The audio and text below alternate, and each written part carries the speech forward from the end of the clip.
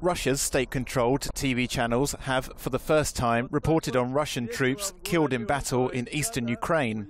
The broadcasts echo the Kremlin's narrative that Russian soldiers took holiday to volunteer to fight alongside Moscow-backed insurgents. However, they avoided addressing growing international evidence that Moscow has actually sent regular army battalions into Ukraine.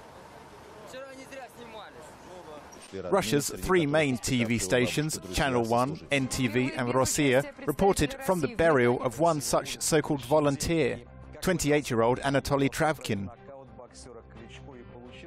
Сегодня в Костроме простились с десантником Анатолием Травкиным. Около месяца назад он отправился в Донбасс и погиб в бою. О своем решении он не сказал ни жене, свадьбу с которой сыграл незадолго до отъезда, ни командованию части, в которой служил. Официально он просто взял отпуск. Похороны состоялись с воинскими путями. All the synchronized reports highlighted Russians' patriotic pride in fighting for their motherland.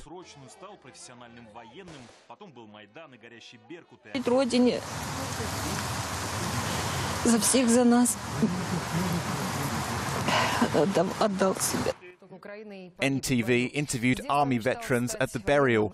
One attendee praised Travkin for fighting to prevent the atrocities now taking place in Donetsk and Luhansk regions.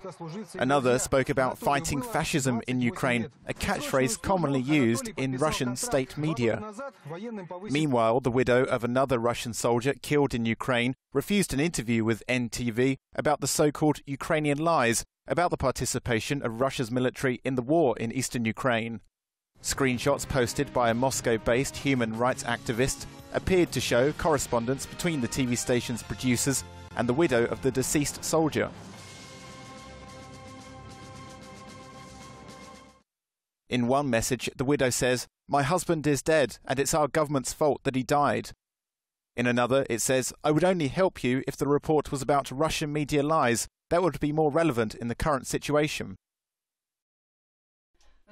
The Kremlin has been forced to increasingly repress media reports of Russia's aggression in Ukraine as more soldiers' families begin to find out how their loved ones have been deceived. Late last month, 10 Russian soldiers were captured 20 kilometers into Ukraine's territory. Although Moscow confessed they were indeed Russian troops, officials claimed they had crossed the border by mistake.